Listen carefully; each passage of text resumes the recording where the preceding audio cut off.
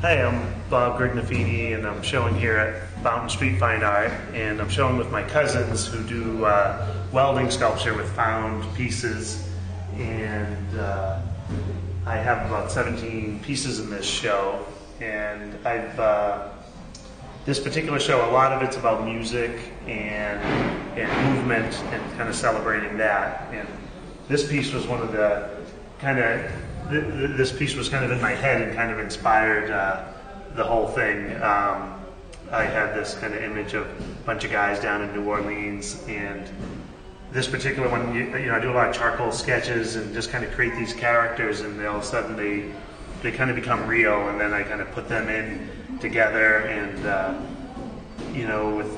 I guess what I'm trying to, someone looking at this, I'm just trying to kind of have this eclectic group of characters together where you can almost kind of hear the music and kind of feel their connection. They're kind of working together, but individually too, they're these individual characters, and that's was one of the early ones. And then here's a piece where I don't play the harp or know a lot about harp music, but I always felt people that did, had this intimacy with it, and started painting the harp. And this woman playing it kind of just, I didn't know what this one was going to look like when I started it, and she just kind of came out and kind of wanted this kind of intimate connection between her and the instrument. And this is a painting kind of celebrating the three sisters, and they're the native people to this area. One of their food staples was corn and squash and beans, and those three plants kind of worked together, and one took out of the soil, the other put in, and they kind of coexisted with each other. The beans would climb up the corn, the squash would be a ground cover to keep the ground moist, and they call these plants the three sisters.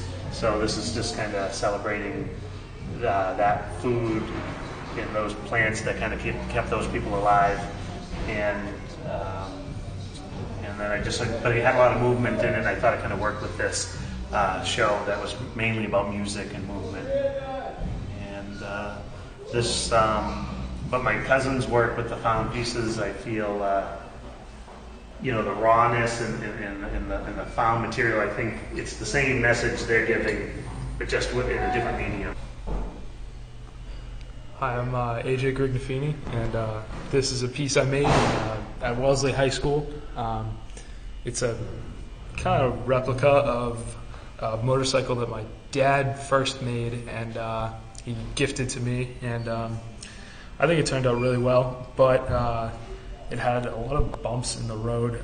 To start with, the entire black frame was actually like a kind of a gross copper color, and there was a lot of solder runs along with the wheels, and the seat looked kind of like, I guess, like hammered and gross. So and then one day I went to my teacher and I was like, all right, I want to just fix the entire thing. So I cut off the seat, and then the front end fell off, so I had to put the front end back on.